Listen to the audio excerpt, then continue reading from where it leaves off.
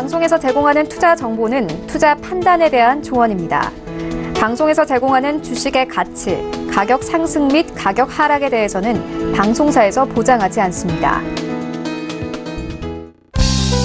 시청자 여러분 안녕하십니까. 오늘장 내일장 2부 출발하도록 하겠습니다. 2부에서는 이제 종목 이야기 들어가 보도록 하겠습니다. 그리고 여러분의 종목 상담 함께 하는데요.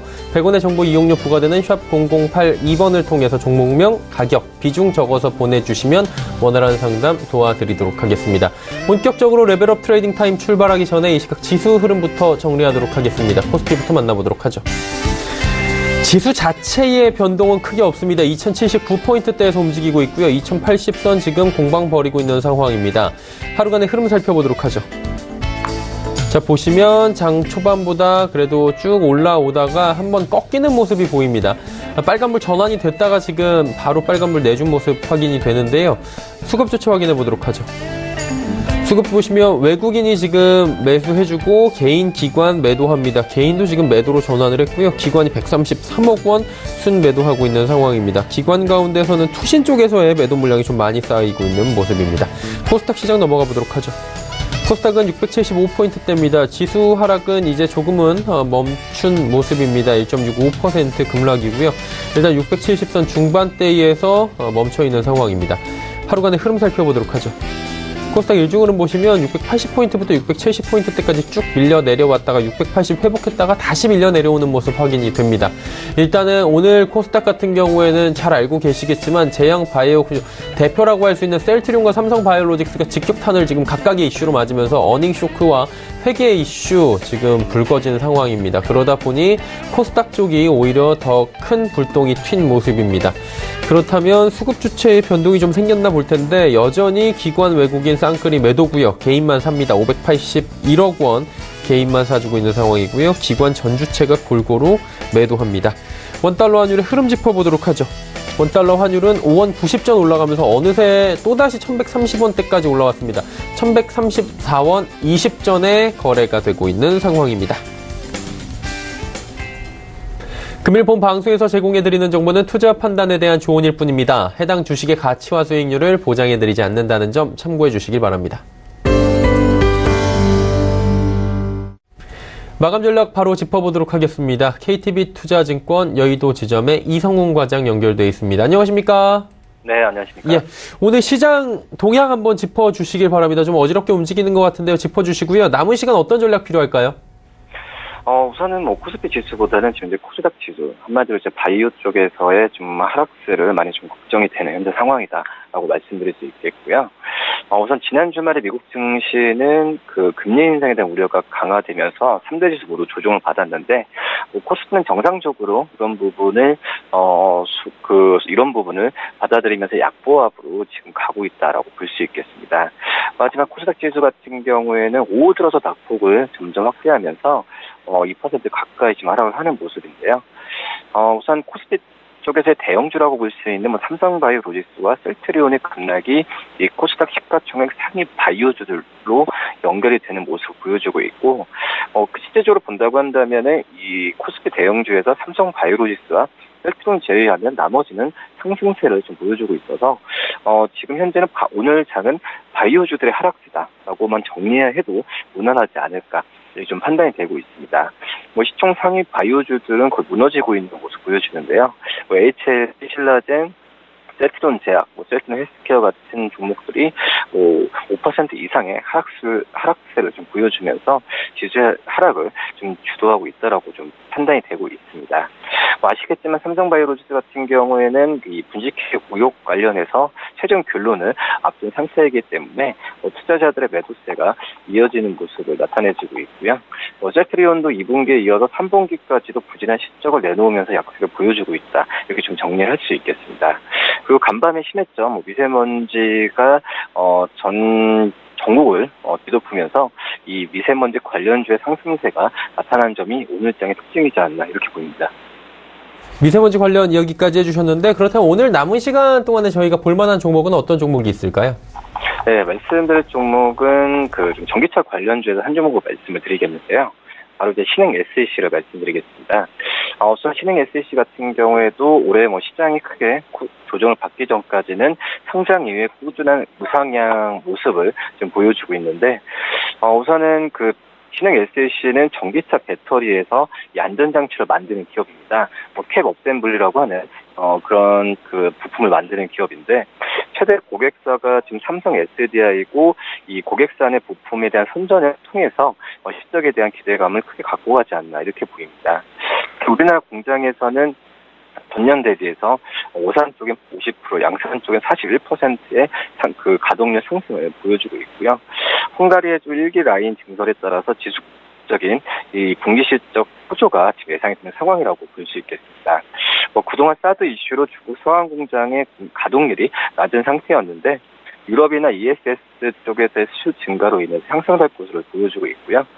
우선 삼성 SDI가 최대 고객 말씀을 드린 상태에서 삼성 SDI가 최근에 제규어 쪽으로 공급 계약으로 나와주면서 추가적인 증설 모멘텀이 지금 기대되고 있다라고 좀 말씀을 드릴 수 있겠고, 내년 같은 경우 영업이 한 158억 정도가 나올 가능성이 크기 때문에 이 신흥 SEC에 대한 실적에 의한 주가 상승을 기대해봐도 괜찮지 않을까 이렇게 보입니다. 신흥 SEC에 대해서 남은 시간 동안에 주목하자라고 정리해 주셨습니다. 오늘 말씀은 여기까지 듣겠습니다. 고맙습니다. 네, 감사합니다. KTB투자증권 여의도 지점의 이성훈 과장과 함께했습니다.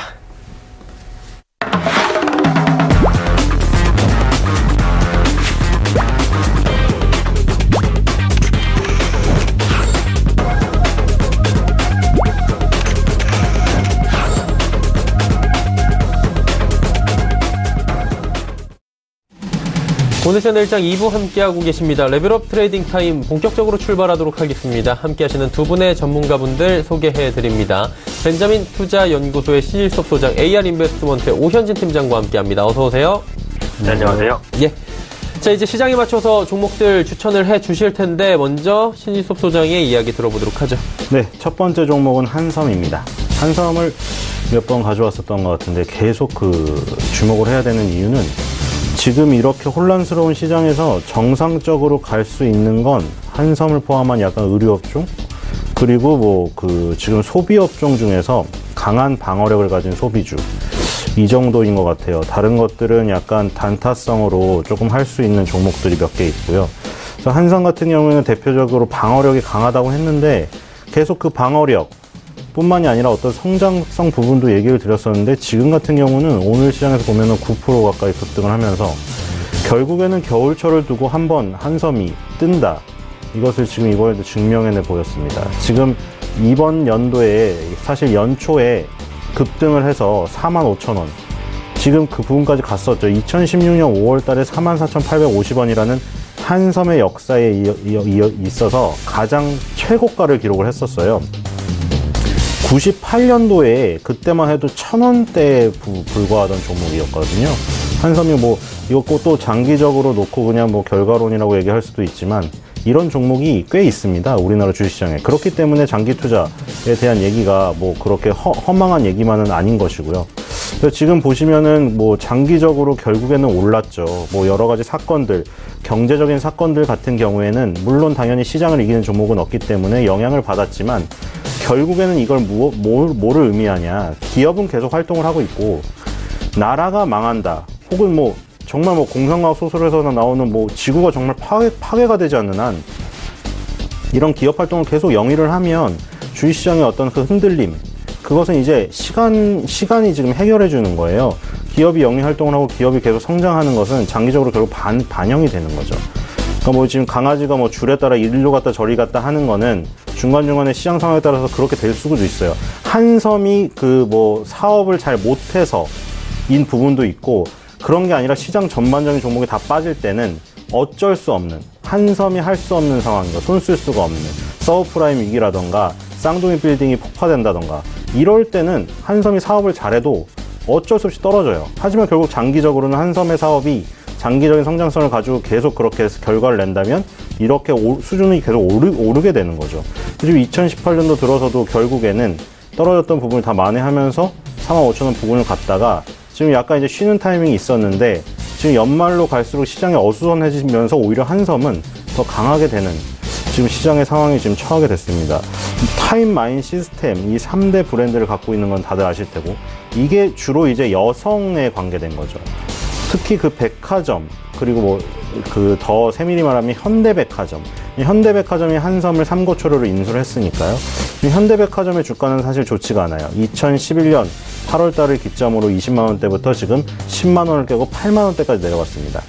저것은 뭐 여러 가지가 있겠죠. 한섬만 갖고 있는 게 아니니까. 현대백화점이 뭐 신세계 같은 경우를 보면은 지금 2017년도, 2018년도 초반까지 해서 급등을 한번 했어요.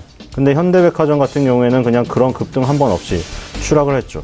제가 보기에는 이제 현대백화점이 지금 좀 공격적으로 전략을 바꾼 것 같아요. 지금 나오는 얘기들도 보면 계속 그냥 가만히 있었거든요. 신세계가 뭐 확장 전략을 하고 뭐 인수를 뭐 과감히 하고 편의점 사업에 뛰어들어가지고 무섭게 이마트24를 키우고 이럴 때 현대백화점은 사실 아무것도 안 하고 수성 가지고 있는 것만 지키자 전략이었는데, 최근에 발표를 막 하는 걸 보면 굉장히 강하게 바뀌었어요. 출점, 그 현대백화점 신규 출점 계획, 또 사실 신세계 롯데에 비해서 잘 안 나왔었는데 요즘에 많이 나와요. 지금 지방에도 지금 출점할 계획이 있고, 지금 이 그 한섬을 포함해서 현대백화점 유통 그 핵심인데, 핵심 사업을 이제 3가지로 정했더라고요. 패션, 리빙, 인테리어.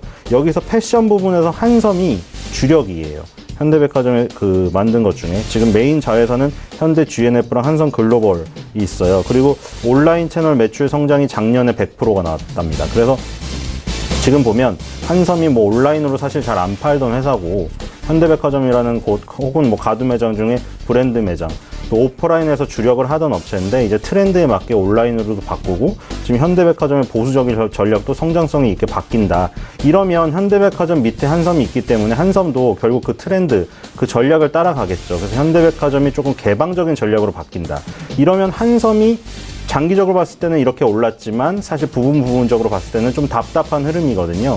그런 답답한 흐름도 어떻게 보면 좀 변화될 수가 있지 않나. 체질적으로 변화가 된다. 그렇게 되면 수급적으로도 다른 사람들이 들어와요. 성격이 좀 빠른 사람들.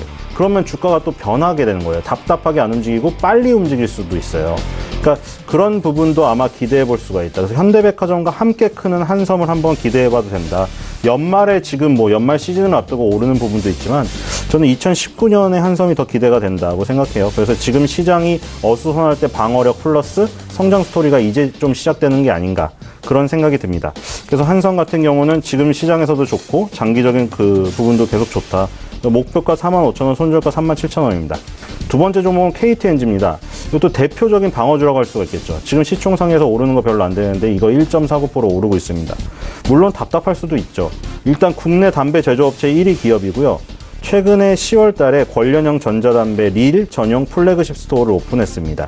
지금 최근에 뭐 가로수길이라던가 이런 데 가보면은 전자담배, 팝업 스토어, 플래그십 스토어 이런 것들이 많이 생겨요. 그러니까 전문 판매 목적으로 한 매장은 아니고 약간 홍보 목적으로 세운 건데, 이런 게 다 유행입니다. 음료 기업도 그렇고 음식 기업도 그렇고 이런 담배 기업도 이런 거를 해서 홍보 효과를 많이 누리는 거예요. 주력 상품인 릴 100만 대 판매를 금방 돌파해 버렸습니다. 전자담배가 최근에 편의점에서도 굉장히 많이 팔리면서 부스가 따로 설치되어 있기도 하고요. 편의점 안에. 그리고 이제 또 한 곳에는 홍삼이 있죠. 한쪽에는 홍삼 브랜드 정관장.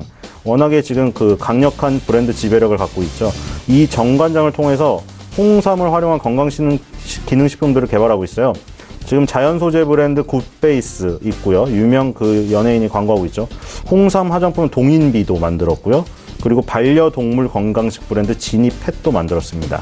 이게 다 홍삼을 활용한 그 변화들이거든요. 그래서 KTNG도 이런 홍삼을 활용한 부분, 담배에서 전자담배의 부분, 이런 부분이 있기 때문에 이것도 한섬과 마찬가지로 초장기적으로 보면은 어떻게든 상승을 했어요. 그렇죠? 2016년 7월 달에 최고가를 기록을 하기도 했고요. 그렇지만 단기적으로 보면 굉장히 답답한 부분이 있죠. 근데 저런 성장성들이 발현이 된다면 KTNG도 답답함을 벗어날 때가 올 것 같아요. 그리고 장기적으로 보면 계속 올랐고, 지금 10만 원대는 정말 강력합니다. 2014년, 2009년도에 10만 원대가 고점에서 못 뚫었었는데 2015년에 뚫었습니다. 그걸 뚫고 나자 완전히 역전됐죠, 전세가. 그때는 계속 10년 동안, 과거에 10년, 20년 동안 그 저항으로 작용했던 10만 원대인데, 지금 같은 경우에 10만 원대가 계속 지지대예요. 보시면 2015, 16, 17, 18. 그래서 이쪽은 굉장히 신뢰감 있는 지지대이기 때문에 이쪽에서 매수를 해보면 지금 굉장히 아래가 제한되면서 방어력이 있기 때문에 이 시장에서 올라갈 수 있는 종목으로 생각이 됩니다. 손절가는 10만 원에서 좀 더 여유가 있게 98,000원, 그리고 목표가는 14만 원입니다. 세 번째 종목은 서울 옥션입니다. 서울 옥션도 지금 서울 옥션 같은 종목이 상장된 게 서울 옥션밖에 없어요. 경매 관련된 종목이. 지금 오늘도 3.45% 오르는데 국내 미술품 경매 시장 점유율 1위 기업이고요. 회화 및 도자기, 미술품 경매, 그리고 위탁 판매 사업 등을 영위합니다. 올해 2월 달에 홍콩 내 상설 전시관을 개관했어요. 왜냐하면 홍콩이 4조 원 규모의 미술품 경매 시장인데 이게 세계 3대 시장 중 하나입니다. 그래서 서울 옥션이 홍콩의 미술품 경매 시장, 상설 정시장을 만들었다는 것은 굉장히 큰 의미가 있어요. 메이저 3대 장소에 서울 옥션이 장소 공간을 마련했기 때문에 경매 낙찰액 중에 50%가 홍콩 경매 시장에서 발생하기 때문에 굉장히 크다고 할 수가 있겠죠. 그리고 이게 한섬의 아까 온라인처럼 여기도 온라인 시장이 요즘에 다 커요. 자회사 서울 옥션 블루가 있는데 온라인 경매 성장세가 연간 100%에 육박하고 있습니다. 물론 지금 시장이 워낙 파이가 작으니까 퍼센티지가 크겠죠. 나중에는 성장률은 분명히 떨어질 거예요. 하지만 파이가 커지기 때문에 그거를 감안한다면 성장세는 계속 지속될 가능성이 있다. 성장률은 당연히 떨어지는 거고, 서울 옥션의 지금 그 온라인 부분은 지금 아주 작지만 아주 클 가능성이 있습니다.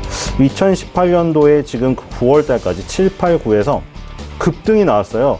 지금 2016년도에 그 25,000원을 뚫었다가 거기서 이제 다이렉트로 떨어져서 지금 거의 2015년에 올려놓은 폭을 다 돌려내버렸거든요. 근데 보시면은 차분히 아래서 바닥을 두 번 만든 다음에 지금 다시 15,000원대로 급등했어요. 그리고 지난달에 그냥 다행히 어떻게 보면 다행히 시장 상황 때문에 이격 조정을 거쳤기 때문에 지금은 부담이 없습니다. 가격적으로. 이렇게 되면 이동평균선들이 따라올 시간도 만들고요. 왜냐면 이제 봉은 바로 표현이 되지만 이동평균선들은 예를 들어 10개월, 20개월 하면 10개월, 20개월 선의 평균이기 때문에 그걸 쫓아가려면 느리게 따라오거든요. 그 봉이 이제 조금 떨어지는 부분이 있으면 이제 따라오는 게 그게 붙죠. 그러니까 유착이 되는 시간을 벌어줄 수가 있기 때문에 지금 아주 좋아 보입니다. 목표가 15,000원, 손절가 11,000원입니다. 네 번째 종목은 신대양 제지입니다. 제지 종목들을 많이 가져오죠. 이 신대양 제지도 논리는 똑같아요. 지금 이 부분이 굉장히 좋아요. 우리가 제지를 막 쓰고 버리는 휴지 혹은 골판지 박스를 맨날 재활용품에 버리니까 되게 흔하게 생각을 하고 별로 그냥 골동품 같은 기업이라 쳐다도 보지 않는데 최근에 쳐다보면 아주 좋습니다. 골판지 원지 및 상자를 제조하고 있고요. 지금 높은 수준의 골판지 스프레드가 유지되고 있어요. 스프레드는 뭐냐면 이제 이 원가, 폐지를 사용해서 제지 혹은 골판지를 만드는데 폐지 가격은 지금 떨어지는데 골판지 가격은 올라요. 왜냐하면 폐지 가격은 중국이 수입을 안 해서 폐지가 우리나라에 많이 쌓여가지고 폐지 가격이 급락을 하는데 중국에서 골판지 그 업체들이 다 환경 문제 때문에 문을 닫아버려서 골판지가 없어요. 그래서 수요는 지금 계속 많은데 공급이 없으니까 골판지 가격은 올라요. 그 스프레드가 계속 넓게 유지되고 있다는 거죠. 그래서 신대양 대지는 수익이 계속 좋아질 가능성이 있다. 중국이 아마 계속 환경에 지금 그 피해를 주는 기업들은 아마 거의 문을 닫게 하는 수준의 징벌적인 그런 어떤 그 제도를 계속 도입을 하고 아마 유지를 할 것으로 생각이 됩니다. 왜냐하면 중국 자체도 자기네 환경 문제가 이제 다른 나라에서 엄청 욕을 하지만 지금 자국민들조차도 지금 힘들게 되었기 때문에 자국민들을 살릴 수밖에 없잖아요. 그래서 그런 부분 때문에 신대양대지 같은 종목은 기업은 계속 좋을 수밖에 없다. 그래서 목표가 85,000원, 그리고 손절가는 68,000원입니다. 지금 그 2018년도에 이것도 초반에 한번 급등을 했었죠. 그리고 마침 또 시장 상황 플러스 이제 신대양대지가 급등했던 부분 때문에 이격 조정이 많이 일어나서 지금 3달째 일어났습니다. 그래서 이제쯤 그 관심을 가져야 되지 않나 그렇게 생각을 되기 때문에 신대양 제지를 포함해서 여러 제지 종목들을 한번 눈여겨보시기 바라고요. 마지막 종목은 롯데칠성입니다. 이건 사실 너무 유명한 종목이기 때문에 너무 유명하고 너무 알지만 개인 투자자들이 거의 갖고 있지 않은 종목. 왜냐하면 한 주당 129만 원이기 때문에. 그렇죠? 최근에 소식은 파키스탄 음료업체 리아즈 보틀러스와 합작법인을 설립했습니다. 파키스탄 생소하죠. 생소한 나라에 계속 진출을 하는 거예요. 왜냐하면 롯데칠성이 선진국에는 다 진출을 했기 때문에 최근에 뜨는 신흥국들로 진출을 하고 있습니다. 롯데칠성뿐만이 아니고 다른 그 음식료 기업도 다 마찬가지입니다. 지금 내수가 한정이 되고 우리나라에서는 국민이 더 이상 늘지 않기 때문에 결국에 돌파구는 해외 진출밖에 없어요. 그래서 누가 먼저 규모의 경제를 가서 실현을 하느냐. 근데 그 규모의 경제를 이미 실현해 놓은 롯데그룹의 칠성 이 기업 같은 경우가 더 유리할 수가 있겠죠. 그래서 돈이 많고 자본이 많고 노하우가 많으니까요. 그래서 파키스탄 법인 롯데 악타르 베버리지 이걸 세웠는데 지분 52%를 취득했습니다. 여기서 하는 게 파키스탄 내에서 펩시콜라, 세븐업, 미린다 이 롯데칠성 브랜드 음료들이잖아요. 독점 판매권을 가졌고요. 그리고 레스비 같은 경우에 러시아 캔커피 시장 점유율 90% 육박을 합니다. 그래서 러시아는 추운 나라고 우리나라도 겨울이 되면 따뜻한 레스비를 많이 마시잖아요. 러시아는 뭐 사계절이 다 온도가 낮으니까 굉장히 잘 팔리고요. 그리고 지금 그 자산주들이 부각이 될 가능성이 있는데 시장이 이렇게 좋지 않으면 뭐 이론상으로 얘기를 했을 때 지금 정말 기업이 막 정말 어려운 상황에 처해서 망한다.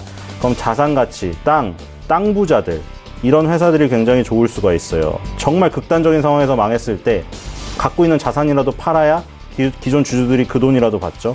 서초동 용지가 있는데 옛날에 야적장이었어요. 거기가 만약에 용도가 변경된다고 하면 최소 1조 원의 가치가 있을 것이다. 현재는 주거지역이지만 이게 상업지역으로 변경되었을 때 그렇게 된다는 거고요. 작년에 5천억 규모로 투자했는데 피츠 슈퍼클리어가 판매가 부진했어요. 왜냐하면 너무 그 광고비를 많이 썼는데 그거에 비해 팔리지가 않았거든요. 그래서 그거가 하나가 약점인데 맥주 사업의 부진을 다른 음료 쪽을 다른 신흥국들을 뚫어서 만회를 해야 되는 상황입니다. 근데 어쨌든 롯데칠성은 그런 것들은 성장 스토리에 관련된 부분이고 지금 같은 경우에는 롯데칠성도 정말 강력한 소비 방어력을 갖고 있기 때문에 이 시장에서 최악의 경우 빠지는 게 덜 합니다. 그리고 만약 이 시장이 계속 어수선하게 되면 오르는 부분이 조금이라도 플러스가 날 가능성이 다른 종목보다 경기에 더 민감한 전기전자나 뭐 이런 거보다 더 쉬울 수가 있어요. 그래서 목표가 150만 원, 손절가 130만 원으로 잡도록 하겠습니다. 네. 보기 힘들었던 롯데칠성까지 오늘 이야기를 들어봤습니다. 이제 오현진 팀장과 함께 5종목 들어볼 텐데 팀장님 어떤 종목 준비하셨습니까? 네, 첫 번째 종목으로는 철강주 중에서 포스코를 한번 보도록 하겠습니다. 중국 철강업체들의 감산을 비롯한 구조조정으로 인해서 그 철강 가격이 계속해서 견조한 수준을 유지를 하고 있습니다. 미중 무역 분쟁으로 인해서 경기도나 방어를 위한 인프라 확대 정책도 시행될 것으로 보여지고 있고 내년 같은 경우 중국 내부적으로는 1대1로 사업도 본격화될 것으로 보여지고 있거든요. 그래서 사업 구조 다변화를 위한 비철강 사업 확대 전략도 같이 피고 있습니다. 그러니까 포스코 하면 예전에는 이제 뭐 철강주로서만 분류가 됐는데 앞으로는 2차전지 관련주로도 분류가 될 수 있어요. 2차전지 소재 사업을 자회사를 통해서 본격화하고 있는 모습들 확인되고 있습니다. 현재 이제 2차전지 핵심 소재인 양극재 그리고 음극재 사업을 육성해서 2030년까지 세계 2차전지 소재 점유율 20%까지 좀 끌어당길 목표를 하고 있습니다. 또 최근에 그 전기차 관련주들이 분명히 좀 재반등을 시도를 하고 있어요. 엔터주, 5G 관련주, 전기차 관련주 이런 종목군들이 돌아가면서 순환매를 보이고 있는 상황에서 새로운 2차전지 관련주에 시장의 관심이 좀 쏠리게 된다면 포스코도 상승할 수 있는 여력 있지 않을까 싶습니다. 오늘 같은 경우 시장 약세로 인해서 3% 정도 조정을 보여주고 있는데 오히려 저가 매수의 기회가 될 수 있지 않을까 판단을 하고 있습니다. 그리고 이 종목이 이제 기관 수급은 비교적 양호한 종목이거든요. 그래서 올해 한 7월 중순부터 시작해서 기관의 순매수 계속해서 유입되고 있는 모습이기 때문에 장기적으로 가져가실 분들도 충분히 관심 있게 보실 만한 종목이다. 그래서 개선될 것으로 예상되는 업황 대비해서는 너무 많이 빠졌다라고 생각을 하고 있기 때문에 저가 매수가 충분히 들어올 수 있는 종목이다. 이렇게 판단을 하고 있습니다. 현재 주가가 25만 7천 원 정도에서 움직이고 있는데요. 내일 시초가 부근에서 매수를 하시게 된다면 목표가는 29만 원, 손절가는 24만 원 정도 잡아보도록 하겠습니다. 두 번째 종목은 이제 조선주 중에서 대우조선 해양을 보도록 하겠습니다. 올해 국내 조선사의 10월까지 누계 수주량이 그 세계 누적 발주량의 45% 거의 절반 가까이를 차지했습니다. 그래서 올해 같은 경우 7년 만에 중국을 제치고 세계 1위를 탈환할 수 있을 것으로 보입니다.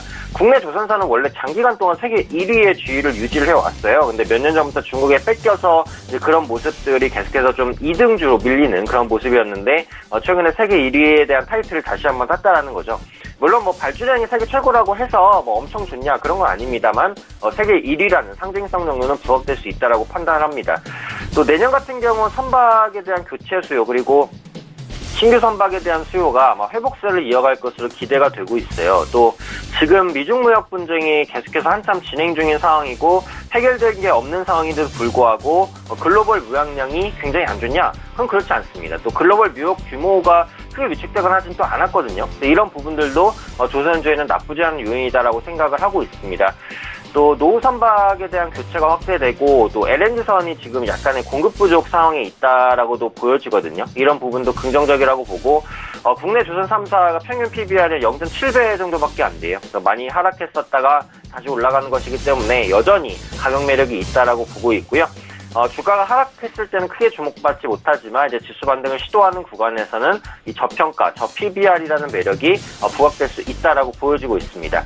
특히 대우조선해양 같은 경우 외국인 수급이 굉장히 좋다고 보실 수 있겠죠. 그래서 올해 한 6월 중순부터 시작해서 외국인이 계속해서 순매수를 합니다. 최근까지도 매수세를 이어주고 있는 모습이고 조정 후에 재반등을 할 때 5일 이평선을 지난달 말부터 한 번도 안 깨고 올라오고 있어요. 그러다 보니까 달리는 말에 올라타는 상승 추세를 조금 더 이어갈 가능성이 높은 그런 종목으로서 판단을 하고 있습니다. 현재 주가 33,500원 정도의 위치에 있는데요. 내일 시초가에서 매수를 하게 된다면 목표가는 이전 고점 정도죠. 한 38,000원 정도, 그리고 손절가는 32,000원 정도 잡아보도록 하겠습니다.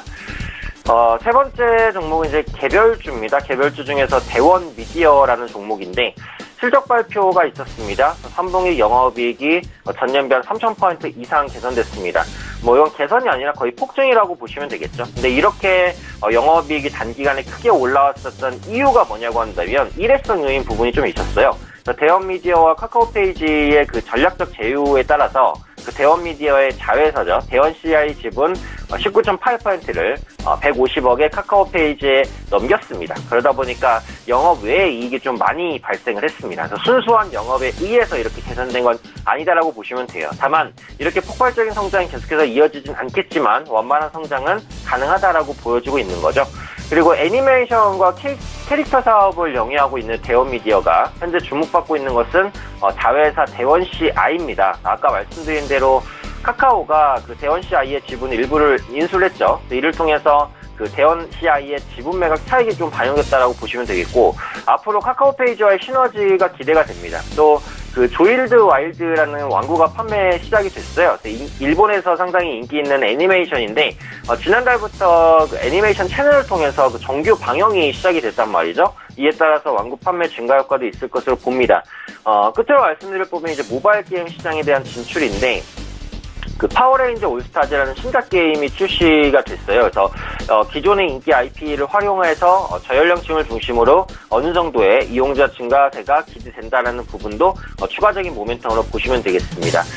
여기 지금 기술적인 추세는 대우조선해양이랑 비슷합니다. 단기 이평선을 계속해서 타고 가고 있는 흐름, 기관과 외국인 매수도 좋은 종목입니다. 내일 시초가에서 매수하시게 된다면 목표가는 11,000원, 손절가 9,000원 설정해 보도록 하겠습니다. 네 번째 종목은 그 제약주입니다. 오늘 제약주가 셀트리온이나 삼성바이오로직스 사태로 인해서 굉장히 그 급락세를 보여주고 있는데 이게 시가총액에 워낙에 그 큰 업종들 그리고 이 제약주 전체에 너무 큰 영향을 미치는 종목군들이 급락하다 보니까 상장되어 있는 제약바이오주들이 웬만한 종목 다 밀렸어요. 그 종목과 상관없는 이슈로 밀린 종목이라도 그런 관점에서 셀트리온이나 삼성바이오로직스가 이번 주에 좀 저점을 잡는 모습이 나올 것으로 판단을 하고 있기 때문에 제약바이오주 중에서 모멘텀이 있는 종목은 저가 매수를 할 수 있다고 생각을 합니다. 이 현대약품이라는 종목은 기능성 음료인 미에로화이바 그리고 탈모 치료제죠. 마이녹실 등을 생산하고 있는 업체입니다. 그래서 미에로화이바의 경우 꾸준한 리뉴얼을 통해서 또 마이녹실은 탈모 환자 증가로 인해서 양호한 판매량 지속적으로 유지하고 있다고 보시면 될 것 같고요. 올해 3분기 누계 매출액이 처음으로 1,000억을 돌파했습니다. 영업이익률은 조금 부진하긴 했지만 꾸준하게 외형 성장을 이어가는 만큼 앞으로도 개선세를 좀 이어갈 수 있지 않을까 판단을 하고 있고요. 이 R&D 부분에 대한 적극적인 투자도 지속하고 있습니다. 그래서 R&D 비용으로 매출의 10%를 지출하고 있는데 최근 해외에서 이제 당뇨병 치료제를 비롯한 활발한 임상 실험을 진행 중입니다. 그에 따른 신약 개발에 대한 기대감도 같이 좀 부각되고 있다라고 보시면 될 것 같습니다. 이게 시장에서 이렇게 많이 주목받는 종목은 아니기 때문에 단기에는 약간 소외될 수 있어요. 하지만 시간을 가지고 좀 보유하실 수도 있지 않을까. 그리고 오늘 같은 경우는 제약바이오주가 워낙에 급락하기 때문에 개별적인 모멘텀이 괜찮은데도 급락하는 종목에 대한 저가 매수도 한번 생각해보자라는 관점에서 현대약품 말씀드렸고요. 매수가 이제 내일 시초가로 한번 잡게 된다면 목표가는 4,800원, 손절가는 4,100원 정도 설정해보도록 하겠습니다. 네, 마지막 다섯 번째 종목 보겠습니다. AP 시스템입니다. 오늘 가지고 온 종목 중에는 그 분위기가 가장 좋은데 오늘은 AP 시스템뿐만이 아니라 그 IT 관련주가 전체적으로 시장 대비 양호한 편이에요. 왜냐면 그 삼성전자가 그 폴더블 스마트폰을 내기로 하면서 이제 소재 관련 업체, 반도체 장비 업체들 전체적으로 강세를 띠고 있습니다. 이 AP 시스템은 그 OLED 장비를 주로 생산을 하고 있죠. 그래서 주고객인 삼성 디스플레이랑 유지보수 매출이 증가하고 있는 모습들 확인되고 있고요. 후공정 장비 부분의 매출도 아마 내년부터 회복세를 보일 가능성이 높다라고 생각을 합니다. 글로벌 OLED 장비 수주가 확대될 것으로도 보여지고 있고 앞으로 패널의 상당 부분이 OLED로 대체될 것으로도 보여지는 부분 긍정적으로 체크해 보셔도 좋을 것 같습니다. 이게 약점이라고 볼 수 있는 게 그 높은 가격이죠. OLED가 원래 좀 비싸다 보니까 이런 부분들 기술 향상으로 극복하고 있는 중이고요. 특히 스마트폰의 다음 단계인 플렉서블 OLED 투자가 본격화될 것으로 보이죠. 최근에 레이저 장비 업체들의 주가가 좋은 흐름을 보여주고 있는데 또 레이저 장비 수주 규모와 AP 시스템의 실적 연관도가 높습니다. 그래서 AP 시스템의 실적 기대감도 커지는 그런 구간이다. 이렇게 봐주시면 되겠습니다. 요게 이제 맥점은 지난주 금요일이었어요. 지난주 금요일에 모든 이평선 돌파 직전에 양봉이 띄어졌고 오늘 그 모든 이평선을 돌파를 했습니다. 그래서 상승이 나타나는 초입 구간이라고 판단을 하고 이게 길게 보면은 낙폭이 굉장히 컸다가 올라가는 거거든요. 그래서 여전히 가격 매력이 있다라고 생각합니다. 그래서 하락 추세에서 상승 추세로 전환되는 초입 구간에서 공략해보자라는 관점이고요. 내일 시초가에서 매수를 하신다면 목표가는 31,000원, 손절가 26,000원 정도 설정해보도록 하겠습니다. 네, 연일 급등하고 있는 AP 시스템까지 이야기 남겨주셨습니다. 자, 이제 단기 접근했던 종목들 리뷰해 보도록 하겠습니다. 자, 먼저 신 소장님께서는 대원미디어 오늘 말씀을 지난 시간에 해주셨었는데 오늘 공교롭게 또 오현진 팀장이 대원미디어 말씀을 해주셨었어요. 어땠습니까, 결과가? 아, 그런가요? 관심을 안 갖고 있어서. 네. 말씀하셨군요. 예. 대원미디어는 다행히 좋았네요. 지금 그 지난주에 주봉을 보시면은 지난주 주중 고가로 10.92%나 올랐어요. 그리고 종가도 10.09%였어요. 그러니까 이제 봉을 보니까 양봉은 이거잖아요. 밑에 시작가, 이게 주봉이거든요. 주의 시작가, 우리가 이제 주간 단위로 지금 하고 있으니까 주봉 하나를 보시면 되죠. 제가 보통 이제 월요일날 나오니까 이 월요일날 시작가겠죠. 그리고 뭐 금요일이 뭐 특별한 휴일이 아니라고 치면 금요일까지 장이 이어질 거 아니에요. 그래서 금요일날 종가, 그러니까 위에 있으면 이제 이렇게 양봉이 나오는 거고 반대면 이제 음봉이겠죠. 지난주에 주봉이 이게 10.09% 종가상으로 이렇게 끝났으니까 그 월요일날 시작가보다 금요일날 종가로 이제 10% 수익을 얻었다는 거잖아요. 그리고 지금 이번 주에 주봉이 이제 그려지기 시작합니다. 물론 이번 주는 이제 오늘 하루니까 이 주봉이 지금 이 상태로 끝날지 음봉으로 끝날지는 알 수가 없겠죠. 하지만 일단은 지금 오늘 시작을 했는데 지난주 종가 위에서 지금 놀고 있고요. 그리고 만원대가 이제 바로 위에 있습니다. 근데 이제 그림이 좋아요. 그쵸? 항상 이제 뭐 이런 식으로 올라가서 두 번의 바닥을 그리는데 그런 바닥을 그리면서 만원대에 근접을 하고 있다. 근데 물론 만원이라는 마디지수 때 이런 심리적인 저항선도 있습니다. 그리고 1,500원대에 이 9월달, 10월달에 저항도 있고요. 하지만 거기까지는 무리가 없을 것 같아요. 그래서 저번 주에도 단기 추천으로 일단 성공을 했었고요. 이번에도 약간 관성의 법칙에 이어서 10,000원 가까이는 한번 가볼 수 있지 않나? 이런 시장 속에서도 그럴 가능성이 크다고 봅니다. 그래서 연말로 갈수록 닌텐도, 얘기를 드렸죠. 닌텐도의 매출이 커지고 연말에 그 집에서 이제 닌텐도를 서로 가족끼리 즐기거나 연인끼리 즐기는 횟수가 늘어나게 되면 대원미디어는 지금 닌텐도 매출이 절대적이라 그 부분도 좋다. 그래서 기술적으로도 좋고 스토리도 좋고 한번 또 노려볼 만한 종목이다. 이렇게 보입니다. 네, 알겠습니다. 자, 그렇다면 뭐 닌텐도 괜찮아 보인다라고 지난주에 들었던 부분을 계속 왔는데 이번 주엔 어떤 종목을? 네, 이번 주는 한섬입니다. 예. 5개 종목 중에 오늘 상승률이 제일 크기도 하고요. 한섬은 역시 겨울주예요. 왜냐면 아까 말한 타임마인이 그 이제 백화점, 현대백화점에 가보시면 주로 고층에 있어요. 가보면은 캐시미어 코트도 요즘에 많이 나왔을 거예요. 굉장히 고가거든요. 근데 그 고가를 돈 있는 여성들은 지금 경기가 어려워도 그거 사는 계층은 이미 정해져 있기 때문에 사실 그 계층을 걱정할 건 아니에요. 삽니다.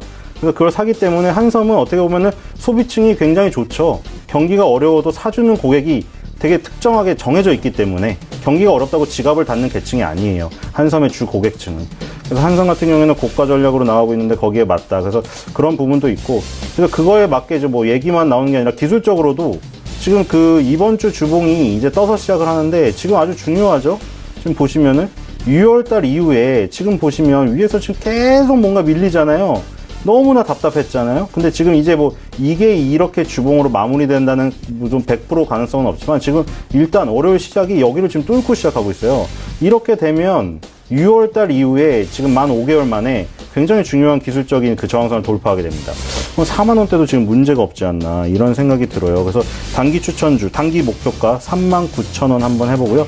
한섬으로 이 시장의 어려움을 한번 탈피해 보면서 이 한섬으로 번 돈으로 이제 또 즐겁게 캐시미어 의류를 쇼핑하러 가는 건 어떤가 이런 생각이 듭니다. 네, 알겠습니다. 자, 오현진 팀장은 DH 미디어를 단기 접근 종목으로 추천해 주셨었는데 결과 어땠습니까? 흐름 좋았습니다. 그래서 뭐 수요일까지는 조금 지지부진한 흐름이었는데 목요일에는 그래도 15% 정도의 급등이 나왔습니다. 하지만 그 다음날 역시 또 시장 상황과 함께 맞물리면서 눌리는 흐름이 나왔었고요. 20일 이평선을 사용 돌파한 게 이제 관건이었습니다. 근데 20일 이평선을 목요일날 완전히 뚫어내면서 시세가 이제 분출하는 모습이 나타났습니다. 그래서 급등 이후에는 저항대였기 때문에 약간 맞고 떨어진 모습이다라고 보시면 될 것 같아요. 기존의 목표가를 워낙에 좀 짧게 잡았었어요. 14,500원이었기 때문에 뭐 쉽게 달성을 했습니다. 현재 주가도 목표가보다는 위에 있는 상황이기 때문에 탈실형 관점으로 봅니다. 그래서 이전에 그 급등을 한 양봉을 지켜내면서 계속해서 올라나가면은 이 종목을 조금 더 보는 관점으로 볼 수도 있겠지만 단기적인 시세 분출 이후에는 약간 눌림으로 진행이 되고 있는 상황이기 때문에 현재 위치에서는 보유하고 계신 물량을 뭐 이전에 파셨다면은 뭐 다시 접근하실 필요는 없을 것 같고요. 현재 만약에 보유하고 계시더라도 차익 실현 관점으로 말씀드리도록 하겠습니다. 자, 그렇다면 이번 주에 어떤 종목 저희가 단기적으로 한번 접근해 볼까요? 이번 주에 이제 좀 대형주 말고 중소형주로 말씀드린 종목 중에 이제 현대약품을 보도록 하겠습니다. 이 현대약품이라는 종목이 그 전체 매출의 R&D를 한 10% 정도 투자를 하고 있는 종목이거든요. 제약주 내에서도 R&D 비용을 굉장히 많이 투입을 하고 있어요. 그래서 내년 같은 경우에는 아마 해외 R&D에 대한 성과가 좀 나오지 않을까 싶습니다. 지금 임상이 1상이라든지 뭐 2상 정도에 들어가 있는 약품들 굉장히 많이 보유를 하고 있거든요. 그래서 임상 2상이라든지 그 이상의 이슈가 나올 때마다 주가가 움직일 수 있는 모멘텀 받지 않을까 이렇게 판단을 하고 있어요. 그래서 오늘은 이제 단기 종목으로 말씀드리는 것이기는 한데 그래서 중기적으로 홀딩을 하셔도 괜찮다라고 생각을 합니다. 또 이 종목이 실적이 그렇게 많이 나오는 종목은 아니지만 비교적 꾸준한 실적이 나와요. 아까도 말씀드린 대로 베스트셀링 제품들을 가지고 있기 때문에 그런 부분들 한번 기대해 보셔도 괜찮지 않을까 판단을 하고 있습니다. 그래서 가격 전략은 아까 말씀드린 대로 시초가 매수 시 목표가는 4,800원, 손절가는 4,100원 전략으로 말씀드리도록 하겠습니다. 네, 알겠습니다. 현대약품까지 이야기 나눠봤습니다. 자, 그렇다면 오늘 시장의 특징을 좀 살펴보도록 하겠습니다. 오늘 시장의 특징주는 신 소장님께서 어떤 종목을 꼽으셨습니까? 일단 저는 지능기업을 꼽았습니다. 사실 특징주라고 저번 시간에 특징주라고 제가 꼽은 그 남선 알미우가 지금 수백 프로가 오른 것 같아요. 근데 그때 특징을 얘기 드리면서 그 상승률 상위를 보여드렸을 때 20위 안에 그리고 뭐 초상위 안에 남선 알미유가 있었는데 오늘도 사실 상한가네요. 일주일이 지났는데 지금 계속 상한가예요, 매일. 근데 이제 이게 지금 시장의 특징이에요. 오늘 지능기업을 가져왔지만 지능기업은 21.78% 오르고 있고요. 상승률 상위 6위입니다. 근데 1위, 2위가 지능기업 우비, 지능기업 이우비예요. 그리고 그 밑에도 덕성 우, 지능기업 빼고 흥국화재 우, 깨끗한 나라 우, 태양건설 우, 코오롱 글로벌 우, 성신양의 이우비 우. 자, 이거 보세요. 우선주가 이렇게 급등을 한다는 거, 상승률 상위를 휩쓸고 있다는 거, 정말 비정상적인 상황입니다. 정상적이라면 우선주들이 이렇게 급등할 이유가 없어요. 우선주들의 장점이 뭐예요? 그 우선주를 갖고 있으면 배당을 조금 더 주는 거 이외에는 우선주의 장점이 없어요. 그 본주보다 거래량도 적고. 근데 이렇게 우선주들이 순환매를 돌면서 급등을 한다? 이거는 정말 시장 지금 질이 안 좋다는 거예요. 그래서 오늘 지능기업도 사실 특징주로 갖고 왔지만 지능기업 우선주들이 이제 급등을 하고 있는 이 흐름 안에서 얘기를 드리면 지금 같은 경우에는 별다른 어떤 모멘텀으로 오른 건 아니다. 지능기업이 최근에 소식은 있더라고요. 대전에 1,000억대 수주를 했어요. 건설기업이 이제 수주를 했다는 거는 좋은 소식이지만 오늘 21%를 올릴 정도의 모멘텀은 아니라고 보여지고, 건설업이 물론 오늘 좋지만 건설업이 좋아서 이제 그 내용을 보면 지능기업이 다 올려놓은 거예요. 지금 보험업이 2.63% 오르고, 건설업 같은 경우가 그 상승률 업종 4위예요. 근데 이제 등락률을 보면은 왜 이렇게 그 건설업이 올랐나? 우리가 정말 이제 건설 경기가 회복돼서 오른 것인가? 그게 아니라 봤더니 지능기업 3총사가 죄다 20% 올리면서 다 끌어올렸고 그 아래도 태양건설 우선주, 금호산업 우선주예요. 그렇죠? 그러니까 지금 우선주가 급등하는 비정상적인 상황이라 이 특징주를 가지고 왔지만 지금 건설업황이 뭐 회복이 돼서 굉장히 긍정적이라던가 이런 얘기를 드리려는 건 아니라는 거를 참조해 주셨으면 좋겠습니다. 네, 알겠습니다. 시장이 지난주에 이어서 뭐 비슷한 관점인 것 같아요. 지금 시장 상황은 조금은 비정상적으로 움직이는 부분이 없지 않아 있다라고 말씀해 주셨고요. 오현진 팀장께서 오늘 시장 어떻게 보셨습니까? 특징주 꼽아주셔야죠. 네, 오늘 특징주는 웹젠을 꼽아봤습니다. 그래서 장 초반에는 그 어닝 서프라이즈로 인해서 한 18%까지 급등을 했다가 지금 6%대까지 상승폭을 약간 줄인 모습입니다. 3분기 영업이익이 199억으로 어닝 서프라이즈 시장 컨센서스를 크게 웃도는 실적을 냈습니다.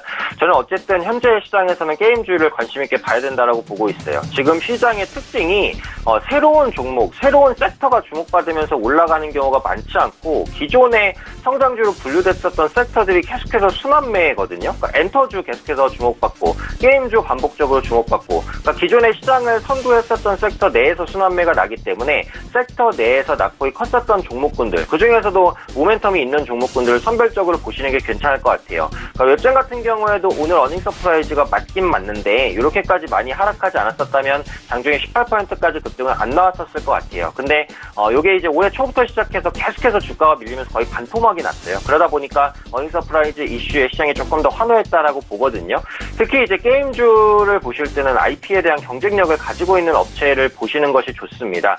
뭐 NC소프트의 리니지 그리고 웹젠의 뭐 뮤 같은 이런 IP 그리고 컴투스의 서머너즈어 강력한 IP를 가진 업체는 이제 선별적인 상승을 좀 보일 수 있다라는 부분이고 특히 웹젠이 가지고 있는 IP 뮤는 게임으로 내놓는 족족 적어도 중박 이상의 성과를 내고 있어요. 앞으로도 이 뮤 IP를 활용한 추가적인 게임이 나올 가능성이 높고 검증이 된 IP이기 때문에 어떤 성과든지 또 낼 수 있다라고 보거든요. 그런 관점에서 낙폭과대 게임주 순환매가 지속되는 와중에 낙폭과대 게임주를 좀 관심 있게 보실 필요는 있다. 이렇게 판단을 하고 있습니다. 뭐 그렇다고 웹젠 같은 경우는 이제 당장 매수 관점을 보자라는 의미는 아니에요. 오늘 갭상승하고 음봉이기 때문에 약간 조정 이후에 다시 올라가겠죠. 그래서 웹젠과 같이 많이 하락한 게임주 중에서 IP 경쟁력을 가졌거나 아니면 성장 모멘텀이 있는 종목, 이런 종목군들은 시장에서 한번 찾아보실 필요는 있겠다. 이렇게 말씀드리도록 하겠습니다. 네, 알겠습니다. 웹젠 말씀을 해주셨습니다. 자, 이제 종목 상담 바로 이어가 보도록 하겠습니다. 100원의 정보 이용료 부과되는 샵 0082번을 통해서 종목 상담들 많이 남겨주셨는데요. 먼저 3660번님의 삼진제약부터 진단해 보도록 하겠습니다. 45,700원의 비중 60%. 손절가를 여쭤보셨습니다. 일단은 지금 수익보다는 손실 구간인 것 같은데 어떻게 봐야 될까요? 네, 지금 제약바이오 상담 제일 많이 들어올 거예요. 안 그럴 수가 없겠죠. 지금 사실 좀 아쉽죠. 우리나라 제약사들은. 지금 사실 뭐 우리나라 뭐 제약주들을 오를 때 거품이라고 한쪽에서 굉장히 크게 떠들던 그 얘기들이 사실 보이스가 많이 작아졌어요. 왜냐하면 제약바이오가 대세라는 그런 분위기의 흐름 때문에 그런 목소리가 작았는데 지금은 그 보이스들이 다시 커질 수밖에 없는 상황이겠죠. 근데 지금 뭐 미국의 제약사들은 사실은 지금 역사상 신고가를 가고 있어요. 지금 미국의 뭐 나스닥이 지금 빠지는 이유는 기술주가 다 끌어내리고 있는 거예요. 지금 마이크론 테크놀로지 포함해서. 근데 지금 보시면은 다들 들어보신 한국에도 다 있잖아요. 한국 화이자, 한국 머크, 한국 존슨앤존슨 다 있죠. 존슨앤존슨, 화이자, 머크는 지금 역사상 신고가예요. 이번 연도 신고가가 아니라 역사상 신고가를 가고 있다니까요. 지금 존슨앤존슨, 화이자, 머크사를 보세요. 근데 아쉬운 건 우리나라의 삼진제약이나 뭐 그 지금 유한양이나 다 좋은 회사지만 화이자나 머크를 따라갈 만한 건 아니라는 거죠. 그렇기 때문에 이게 지금 둘이 괴리가 일어나고 있는 거예요. 야, 미국의 의학이 저렇게 좋은데 신고가를 가는데 왜 우리나라 제약은 저래? 그 가파르게 오를 때는 이런 신흥국의 제약사들이 더 올랐잖아요. 그러니까 빠질 때는 더 빠질 수밖에 없고 지금 같은 경우는 미국 그 제약사들이 더 버텨줘도 더 가고 신고가를 가도 다른 나라 얘기예요. 왜냐하면 지금은 철저하게 우리나라 제약사들이 거품이었다는 논리가 지금 먹혀 들어가고 있기 때문에. 그래서 지금 기술적으로 보세요. 지금 보면 2013년도, 2012년에 시작한 것 같아요. 뭘 시작했냐? 월봉으로 20개월선 올라가기 시작했어요. 그리고 보면은 단 한 번도 20개월선 이탈한 적이 없잖아요. 월의 종가로. 항상 도움을 받았죠. 그리고 2018년에 마지막으로 뿜었어요. 근데 지금 보시면 지난달에 지금 거의 뭐 20년 동안 볼 수 없는 지금 그 장대 음봉을 맞았거든요. 엄청난. 그걸 맞으면서 20개월선 붕괴시켜버렸습니다. 지금 그게 언제 이후에 처음이냐면 2012년 중반 이후에 처음이에요. 만 6년 만에 20개월 선 깬 게. 그러니까 어떻게 보면 6년간의 지금 상승이 일단은 일단락됐다는 얘기밖에 안 돼요. 그럼 여기서 어떻게 되냐면 2000년도에 이 고점 부근이 여기 있고요. 그리고 2016년, 17년에 그 10년간의 매물을 뚫으려고 2년을 버텼습니다. 여기 보시면. 2년 동안 거기를 뚫어가지고 이걸 뚫어낸 거예요. 그 엄청난 매물들을. 그렇기 때문에 여기는 지금 강력한 라인이에요. 35,000원 라인이. 35,000원으로 갈수록 반등이 분명히 나옵니다, 일단. 반등이 분명히 나오고 오늘 제약바이오 분위기가 워낙에 안 좋지만 무조건 공이 튀기는 부분은 한 번은 나와요. 그래서 그 부분에서 일단은 절반을 줄이고 가시길 바래요. 이거를 뭐 정말 삼진제약을 초장기적으로 들고 계신다고 하면 계속 그냥 적립식으로 사면 되는데 여기 상담을 의뢰하셨다는 거는 그것보다는 조금 유동적인 얘기를 원하시는 거기 때문에 거기에 맞는 얘기를 해드리자면 35,000원 부근에서 반등이 튀어 오를 때 물량을 반 정도를 줄여보자. 그리고 한번 다시 뭐 삼진제약을 보던 다른 종목을 보던 그거는 시장이 안정되고 제약바이오의 거품 얘기가 줄어든 다음에 다시 보자. 이렇게 얘기를 드리겠습니다. 네, 7263번님께서 신일제약 1,300원의 비중 20% 대응 전략 궁금하다고 하셨습니다. 오현진 팀장이 어떻게 할까요? 네, 신일제약 같은 경우에는 이제 뚜렷한 모멘텀이 있는 종목은 아닙니다. 그래서 기사도 보시면 아시겠지만 뭐 특별한 신약 관련 공시에 이렇게 나오는 그 제약사도 아니고요. 주로 진통제라든지 뭐 소염제나 비타민 이런 것들을 팔고 있는데 이런 것들이 사실 나쁘지 않게 잘 팔리고는 있어요. 근데 단기간에 급격하게 많이 팔리거나 급격하게 적게 팔리거나 할 일은 딱히 없다라는 거예요. 그만큼 제약주 중에서도 조금 재미없는 제약주가 될 수 있다라고 보시면 될 것 같아요. 다만 그래도 실적은 꾸준하게 나오고 있고 제약주 대비해서는 뭐 펀더멘탈만 보자면 좀 안정적인 기업이라고 보여집니다. 그래서 그런 만큼 현재 위치에서는 조금 더 보유하시는 게 좋을 것 같고 어쨌든 신일제약도 제약이 들어갔기 때문에 제약주의 흐름이 연동이 될 수밖에 없어요. 근데 오늘도 보시면 삼성바이오로직스가 20% 넘게까지 급락하는 모습이었거든요. 전체 제약주를 누를 수밖에 없습니다. 하지만 제가 볼 때는 어쨌든 셀트리온이나 삼성바이오로직스의 이런 하락이 계속해서 이어질 것으로 보지는 않아요. 어쨌든 이번 주 내로는 어느 정도 바닥을 잡고 반등하는 모습은 나타나지 않을까 싶긴 하거든요. 삼성바이오로직스 같은 경우 물론 어떤 결과가 나올지 모르지만 최악의 상패나 뭐 이런 극단적인 결과까지만 가지 않는다면 어쨌든 바닥을 딛고 반등할 가능성이 높다라고 보는 만큼 제약주 모두 지금 하락하고 있지만 조만간 바닥을 찍고 반등하는 타이밍이 나올 것이다라고 생각을 합니다. 신일제약 같은 경우는 지금 매수가를 보니까 오늘 종가랑 거의 같아요. 그래서 뭐 최근에 매수하셨거나 뭐 어쩌면 오늘 매수하셨거나 이 정도 관점으로 들어가신 것 같은데 이왕 들어가신 거 일단 좀 홀딩하시는 관점으로 보겠습니다.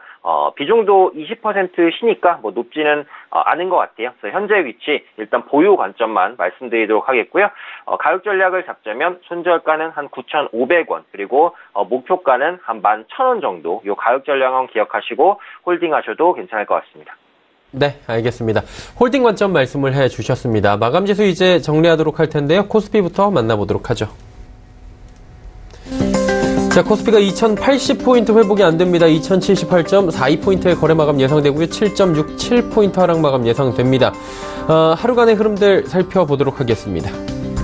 일중으로 보시면 오늘 2078포인트 현재 종가 부근인데요. 오늘 장중 고가는 2086입니다. 일단 빨간불 전환도 잠시 됐었는데 전체적으로 시장이 셀트리온과 삼성바이오로직스발 쇼크가 좀 있는 상황입니다. 그러다 보니까 쭉쭉 밀려 내려가면서 좀처럼 힘을 쓰지 못하고 있는 상황입니다. 수급 주체 만나보도록 하죠. 보시면 기관 외국인만 사주는다 이렇게 표현할 수 있겠는데 쌍끌이 매도가 나오고 있는데 매수 물량들이 좀 늘어났네요. 기관이 353억 원 매수하고요. 외국인도 355억 원 매수로 늘어났습니다. 기관 투자자 조금 더 세부적으로 보자면 투신이 332억 원 파는 가운데 금융투자가 418억 원 사고요. 연기금이 무려 479억 원 담고 있는 상황입니다. 오후장 들어서 연기금의 매수 물량 늘어났습니다. 개인은 764억 원, 개인의 매도 물량 많이 늘어난 부분 한눈에 확인이 됩니다. 시총 상위주들 살펴볼 텐데 보시면 뚜렷한 특징이 보입니다. 삼성전자, SK하이닉스 이 두 종목 시총 1, 2위 종목들인데 오늘 좋은 흐름 보입니다. 삼성전자 45,000원 회복했고요. SK하이닉스 역시 74,000원 위에서 움직입니다. 하지만 셀트리온의 낙폭이 무려 12%입니다. 지금 20만원 기로에 서 있는 상황인데 심리적 숫자가 좀 있죠. 20만 원이 무너지느냐 마느냐 이 부분에 지금 시장에서 많이 관심이 쏠려 있는 상황이고요. LG화학이 1.83% 상승하면서 시총 5위로 올라와 있는 상황입니다. 다음 살펴보도록 하죠. 6위부터 10위 종목들입니다. 포스코, 현대차 빠지는데 현대차 또 52주 신저가 다시 기록합니다. 몇 년 만에 신저가인지 모르겠다라는 기사까지 나오는데 10만 5천 원대까지 장중에 밀리기도 했습니다. 10만 1천 원, 3.81% 하락이고요. 포스코 역시 3% 하락입니다. SK텔레콤, 신한지주 소폭씩 올라가는 가운데 KB금융은 빠지고요. 지금 시총 5위였던 삼성바이오로직스 오늘 시장의 뜨거운 감자인데 시총 14위까지 밀려 내려오면서 22%, 23%대까지 밀려 내려가고 있는 상황입니다. 코스닥 살펴보도록 하죠. 코스닥은 671포인트대까지 밀리면서 지수가 무려 2.24% 빠집니다. 하루간의 흐름 살펴보도록 하죠. 코스닥 장 후반에 쭉 빠져내려가는 급락의 부러지는 모습들 보여집니다. 670선 힘겹게 지지받고 있는데 수급 주체 확인해 보도록 하죠. 보시다시피 정반대입니다. 거래소하고 개인이 765억 원 사는 가운데 기관 외국인 쌍끌이 매도가 나오면서 시장 누르고 있는 상황이고요. 시총 상위주들 좀 살펴볼 텐데 전체적으로 파란불 보이고 있고 낙폭이 엄청납니다. 셀트리온 헬스케어, HLB, 신라젠 각각 9%씩 빠집니다. 시총 1위, 4위, 5위가 9%씩 하락하고요. CJENM 역시 2%대의 하락, 포스코캠텍만 보합입니다. 다음 살펴보도록 하죠. 6위부터 10위 종목들도 지금 스튜디오 드래곤도 상승폭 다 반납했고요. 나머지 종목들 지금 많이 빠지는 종목 펄어비스 9%, 코오롱티슈직 8%, 바이로메드 6%, 메디톡스도 4% 빠지면서 셀트리온, 삼성바이오로직스발 쇼크가 코스닥을 덮치고 있는 상황입니다.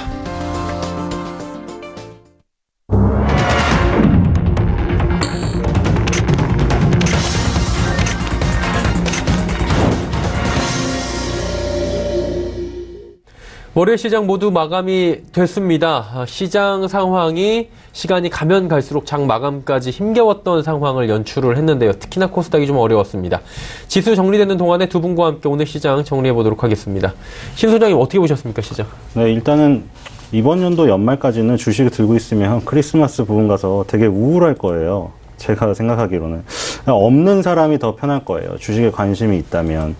그래서 지금 그 얘기를 드리는 이유는 아까 전에 이제 그 세계적인 제약회사들은 지금 역사상 신고가를 가잖아요. 그러니까 되게 뭐 부러우면서도 왜 우리나라 제약사들은 저러지 못할까. 지금은 이렇게 되면 어떻게 되냐면 야, 저기는 더 안정적이고 매출도 훨씬 크고 훨씬 더 신기술이 많은데 당연히 저 안정적인 주식으로 가야지. 그러니까 우리나라 제약주와의 격차를 더 보여주는 쪽으로밖에 안 가요. 이렇게 되면 지금 오늘 지금 상황도 보면 외국인이 지금 가장 많이 판 업종 거래소에서 의약품이고요. 개인이 가장 많이 산 업종은 의약품 업종입니다. 이렇게 되니까 외국인들은 우리나라의 그 대한민국을 조그만, 어떻게 바이오 제약 쪽에서는 굉장히 작아요. 좀 되게 작은 나라에 이런 이제 그 처음에 이제 굉장히 가팔랐던 그런 상승세를 이제 다 실현을 하고 이제 좀 나가는 지금 상황이고, 전기전자를 또 이제 반대예요. 개인이 가장 많이 팔았고 외국인이 가장 많이 샀습니다.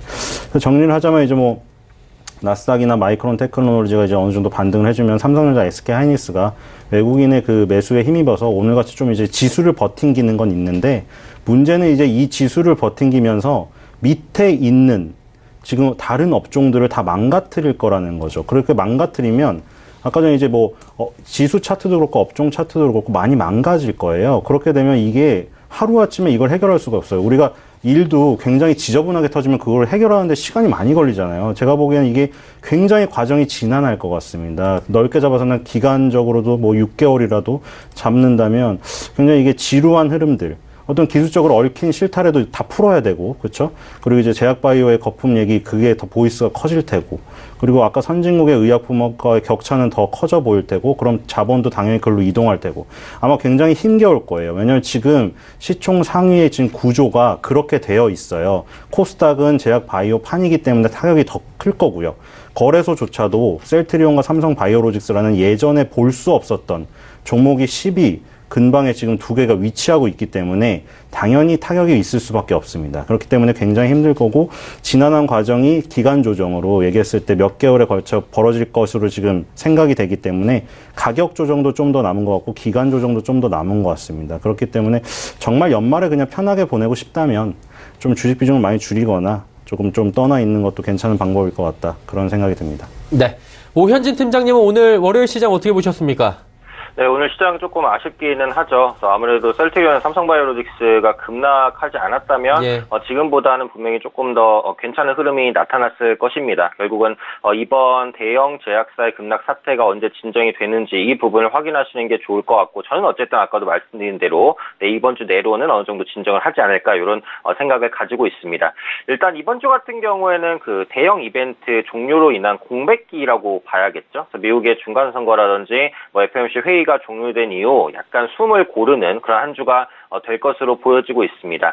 다만 그렇다고 해서 이제 상승할 모멘텀이 크지는 않죠. 그래서 국내 기업 3분기 실적 좀 부진했고 4분기 같은 경우 3분기보다 실적이 안 좋을 것이다라는 얘기도 많이 있고, 그리고 궁극적으로 국내 시장을 이렇게 급락시켰던 가장 큰 이슈라고 한다면 결국은 미중 무역 분쟁인데 아직은 이 부분이 해소가 안 됐어요. 그래서 그런 만큼 시장이 단기간에 급락하진 않겠지만 또 급등할 가능성도 없는 현재 위치에서 조금 지지부진한 그런 흐름을 보일 수밖에 없지 않을까. 결국 주식시장에서 대응을 하려면 개별주에 대한 공략을 하셔야 될 수밖에 없고, 주식시장에서 비중을 높이는 타이밍을 잡기가 어려우시면 기술적인 분석에 좀 의존하시는 것도 괜찮아요. 그러니까 지금 볼 때 제가 생각하기로는 그 코스피와 코스닥 양시장 모두 20일 이평선이 좀 중요해 보이긴 하거든요. 지금 모두 20일 이평선을 하회했기 때문에 20일 이평선을 돌파하는 시점에서 비중을 늘린다. 요 정도 관점. 20일 이평선 밑에서는 비중을 좀 줄인다. 요 정도로 기계적인 대응을 하셔도 될 것 같고요. 추가적으로 하나 덧붙이자면 그 소비 시즌에 대한 얘기가 있겠죠. 그래서 지난 주말 광군제에서 한 30조 이상 매출이 있었던 것으로 판단되고 다음 주 후반 정도 미국의 블랙 프라이데이, 즉 소비 시즌이 진행이 됩니다. 그런 만큼 소비주들이 선별적인 강세를 보일 수도 있기 때문에 이런 부분들도 한번 체크해 보시면 좋을 것 같습니다. 네.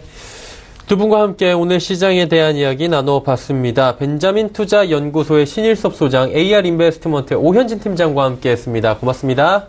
감사합니다. 지수 정리하도록 하겠습니다. 코스피 지수는 0.27% 빠지면서 그래도 2080선 회복하면서 2080.43포인트에 거래를 마쳤습니다.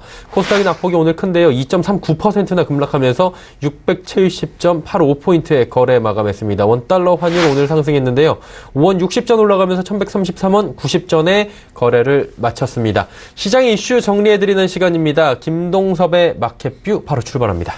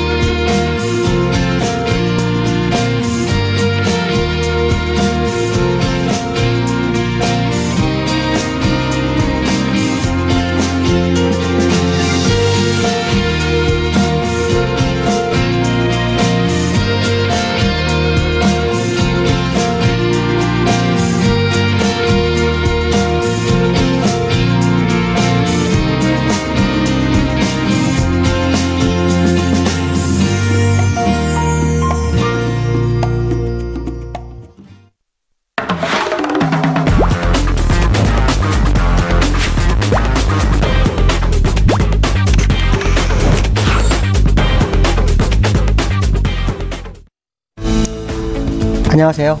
김동섭입니다. 오늘 장 변동성이 굉장히 컸죠. 오전에 하락했지만 일단 반등까지 다 됐다가 상승폭을 반납해주는 모습이었고, 코스피하고 거래소는 마이너스인데 선물은 플러스고 코스피 200은 플러스인 특이한 장의 모습이죠.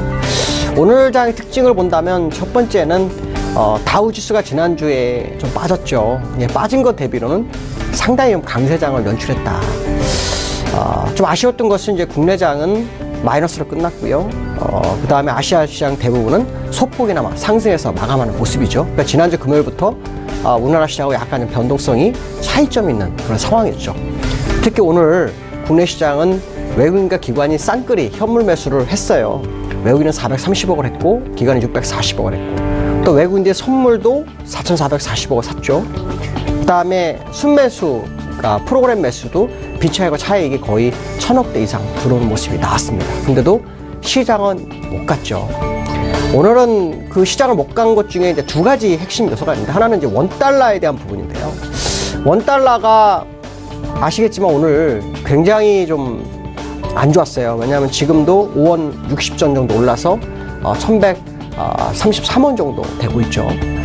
일목균형표상으로는 이 후행 스팬이 뚫고 올라올 수가 없습니다, 원래. 근데 뚫고 올라오고 있죠. 굉장히 강세장이 연출되고 있다.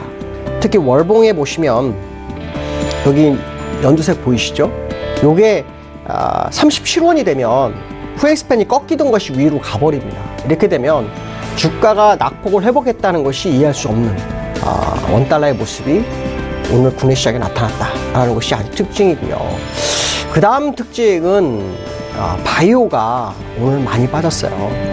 오늘 바이오 주식은 이제 삼성 바이오가 아시지만 14일 날 분식회계 결정이 납니다. 그러니까 이것 때문에 바이오주들이 시장을 끌어내렸고, 또 이 종목 때문에 코스피 200이라든가 이런 종목들은 올랐었죠. 그런데 중요한 것은 뭐냐면 이 바이오 종목이 정말 위험한 구간에서 떨어지기 시작했다라는 거죠. 여러 가지 루머가 돌고 있는 상황 속에서 시장에서 상당히 좀 어렵게 만드는 그런 상황이었다. 결국 그동안 바이오주들이 시장에서 상당히 선방했던 것이 지금은 이제 악재로 작용하는 그런 상황이었고요. 또 하나의 특징은 이 바이오주들이 쭉 빠질 때 삼성전자나 SK 하이닉스들이 시장을 더 받쳐주는 모습입니다. 그래서 삼성전자 차트를 보시면 음봉 두 개를 일봉상 양봉으로 메워주면서 일단 시장을 이끌어주는 모습이죠. 중요한 것은 현재 이 자리가 하락 추세대의 상단선까지 거의 왔다라는 거죠. 실제로 삼성전자가 많이 가려면 이 자리 46,000원 정도가 돌파가 돼야 됩니다. 이거는 일목균형표상의 양운에 위치하는 가격이기도 하고요. 이 가격이 돌파돼야 실제로 매수세가 진짜 붙는다. 11월 달에, 그러니까 10월 달에 외국인들이 이 전기전자 업종을 굉장히 많이 팔았죠. 특히 삼성전자가 거의 1조 6천억 정도 팔았는데, 11월이 시작되면서 삼성전자를 사들입니다. 그래서 1조 한 1000억 정도 산 상황이죠. 특히 현재 요 산 위치가 10월 말부터였고요. 그러니까 실제로 들어온 것은 요 차트가 만들어지면서 매수를 했다. 그렇다면 시장을 이끌어갈 종목들이 전기전자 쪽으로 매수세가 옮겨가는 것이 아니냐라는 생각을 해봐야 되겠죠. 다만 이렇게 샀는데도 불구하고 시장은 많이 가지 못하고 있는 것이 현재 시장의 모습이다. 그 얘기는 무슨 말이냐? 시장이 굉장히 어려운 쪽으로 흘러가고 있는 것은 사실인 것 같다. 특히 앞에서 제가 보여드린 것처럼 원달러가 1137원을 넘어가기 시작하면 지금 반등을 거의 다 시장에 내줄 수도 있다라는 생각을 해봐야 되겠죠. 그만큼 원달러에 대한 관점이 굉장히 중요할 거고, 거기에 따른 삼성전자의 움직임이 굉장히 중요할 것 같은데, 일단 삼성전자는 1차적 목표치가 거의 온 것이 아니냐. 물론 46,000원 돌파하게 되면 새로운 목표치를 계산해봐야 되겠지만 현재 상황으로는 일단 추세대 근접까지 와 있다라는 거. 오늘 하락을 그나마 막아준 주요적인 역할을 했던 종목이었다라고 보시면 오늘장 정리가 좀 될 거다라고 말씀드릴 수 있고요. 자, 이 얘기는 무슨 말이냐? 내일부터는 원달러라든가 이 삼성전자나 이 두 가지를 굉장히 지켜봐야 되겠다. 특히 외국인들이 오늘 매수를 했지만 물량으로는 매도를 했다. 눈속임 매수였다라고 보신다면 삼성전자 얼마나 집중을 했나라는 생각을 해봐야 될 것 같습니다. 자, 글로벌 이슈 보도록 하죠. 첫 번째 이슈는요, 미국에서 자산가들이 주식시장에 유턴했다, 뭐 이런 이슈가 있습니다. 이 자리가 정말 유턴할 만한 자리일까에 대한 생각을 한번 해봐야 되겠죠. 미국 같은 경우는 사실 경기가 굉장히 좋기 때문에 시장에서 투자가들이 한번 저점 매수 유효 국면이다라는 생각을 할 것 같습니다. 근데 기술적으로 아마 지난주에 제가 이런 얘기를 했어요. 지금의 자리는 돌파가 쉽지 않은 구간에 있다. 그래서 차트상으로도 제가 한번 말씀을 드렸죠. 근데 이 차트상으로 보면은 월가의 큰 손들이 정말 들어올 만한 자리에 있었죠. 근데 문제는 뭐냐면 시장의 이슈가 이 큰 손들이 들어올 만한 이슈가 있느냐에 대한 부분이 아주 중요합니다. 11월 6일 날 중간선거가 끝났지만 시장을 이끌 수 있는 재료가 거의 부재한 상태죠. 지금 시간에서 S&P가 오르고 있는데 이것은 펜스가 무역 분쟁에 대해서 호발언을 했기 때문에 시장을 이끌어주고 있는데요. 기술적으로는 왜 이 큰 손들이 들어온 것이 정말 맞을 것인지 한번 봐야 되겠는데요. 일단 일봉을 차트상으로 한번 제가 크게 보여드리면 후행 스팬이라는 요 녹색 숫자죠. 보이지 않나요? 녹색 요 부분이 사실은 이 자리를 뚫고 간다는 게 쉽지가 않습니다. 그렇기 때문에 이번 주가 미국장이 정말 중요한 한 주, 특히 이번 주 중에서도 주초, 월화가 굉장히 중요할 거다. 왜냐하면 후행스팬이 이걸 뚫고 가지 못한다면 주가는 밀려서 요 저점을 다 깨게 됩니다. 그러니까 후행스팬이 만날 수 있는 이격이 딱 2개밖에 안 남았어요. 캔들이. 그 얘기는 무슨 말이냐면 날수로 이틀을 말하고 있다. 자, 그 이틀은 오늘 밤과 내일 밤이 되겠죠. 근데 실은 달러 인덱스가 지금 상당히 뛰고 있는 걸로 봤을 때 지금 시간에서 오르는 것을 100% 신뢰하기는 좀 어렵다. 그러니까 오늘 밤과 내일 밤이 어떻게 보면 미국장으로서는 향후 방향성을 제시하지 않겠느냐라는 부분을 봐야 될 것 같고요. 특히 주봉으로도 보면 이 상태로 보면 굉장히 좋은 모습이죠. 윗꼬리가 생겼으니까. 근데 일봉에서는 변화가 들어왔다. 그렇다면 우리는 주봉보다도 일봉에 좀 관심을 좀 갖는 것이 더 현명한 전략이 아닌가라는 생각을 해봐야 될 것 같습니다. 자, 두 번째 이슈는요, 유가에 대한 부분입니다. 지난번에 제가 아마 유가를 보여드리면서 무슨 얘기를 했냐면, 유가의 모습이 상당히 안 좋다. 미국 시장은 유가와 같이 간다. 유가에 대해서 저도 사실 100불까지 갈 거라고 예상했던 사람들인데 지금은 그걸 약간 접었어요. 왜 그러냐면 이란 제재가 있는데도 불구하고 유가가 빠집니다. 거기에는 한 두 가지 정도가 있죠. 첫 번째는 뭐냐면 사우디아라비아나 러시아가 최대 산유국들이 증산을 하고 있는 게 또 문제고요. 두 번째는 뭐냐면 그 중산을 소비해 줄 수 있는 경제가 굉장히 안 좋다. 특히 중국의 경제 둔화 가능성이 제기되면서 유가가 계속 하락하는 모습이죠. 유가의 하락이 아까 보시면 다우 차트와는 다른 모습이죠. 자, 이 얘기는 무슨 말이냐? 어쩌면 오늘과 내일 사이에 미국장이 빠지는 상황이 보인다면 결국은 유가를 따라가는 다우 차트가 나올 수 있다라는 거죠. 실제로 다우가 양봉을 세웠지만 그것은 중간 선거에서 월가 예상대로 올라왔다, 예상대로 나왔다 해서 오른 거지 실제로는 유가와는 좀 다른 모습입니다. 차트로 봐도 쌍봉을 만들고 내려오는 모습이 유가가 거의 같죠. 그러니까 유가가 만약에 반등에 실패하는 모습이 나온다면 굉장히 어려울 수 있다. 그렇다면 결국 다우 차트도 하루 이틀 좀 봐야 되지 않나 이런 생각을 해봐야 될 것 같습니다. 그 다음에 장마감 시황 중에서 내일 전략에 대해서 한번 봐야겠죠. 제가 지난주에 677 붕괴가 되지 않아야 된다. 아마 이런 얘기를 해드렸죠. 근데 677이 실제로 붕괴가 됐어요. 이제 붕괴 가능성에 대해서 얘기를 하는데 붕괴가 됐습니다. 그러면 이제 어느 정도의 지지선이 필요하냐. 제가 선을 하나 그어놨어요. 밑에요. 그어놓은 게 뭐냐면 655입니다. 요거는 뭐냐면 5일선이 꺾인 자리입니다. 그러니까 최소한 수급이 단기적으로 들어오는 그런 자리이기도 하죠. 그래서 655는 절대 밀리지 말아야 되겠다. 만약 655까지 밀리게 되면 일단 이전 저점까지는 거의 100% 간다라고 봐야 되겠죠. 근데 지금 상황으로 보면 바이오주들이 사실 삼성 바이오가 빠졌지만 코스닥에도 바이오주들이 시장을 이끌었는데 같이 빠졌다는 거죠. 일단 바이오주들이 결국 시장을 흐트러뜨릴 수 있다라고 봤을 때 655가 지지되기 위해서는 바이오주들이 다시 올라와야 된다. 자, 그렇지 못할 경우에는 655에 대한 의미가 별로 없을 수 있다라는 생각을 해봐야 될 것 같습니다. 코스피를 잠깐 보면요, 지금 양봉이 나왔어요. 그런데 오늘 개파락을 메워주는 양봉이 아니었을까라는 생각을 한 번쯤 해봐야 될 것 같고요. 내일 역시 655 코스닥을 꼭 지켜봐야 될 것 같습니다. 오늘 여기까지 하겠습니다. 감사합니다.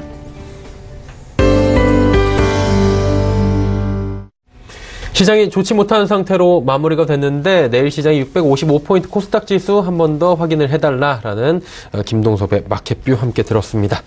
금일 본 방송에서 제공해드린 정보는 투자 판단에 대한 조언이었습니다. 해당 주식의 가치와 수익률 보장해드리지 않는다는 점 참고해 주시길 바랍니다. 오늘장 내일장 저희가 준비한 소식은 여기까지입니다. 편안한 오후 시간 보내시고요. 저희는 내일 오후 2시에 더욱 알찬 소식을 들고 찾아뵙도록 하겠습니다. 함께해 주신 여러분 고맙습니다.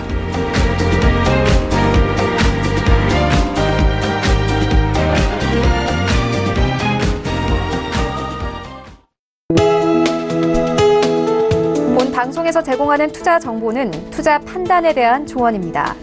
방송에서 제공하는 주식의 가치, 가격 상승 및 가격 하락에 대해서는 방송사에서 보장하지 않습니다.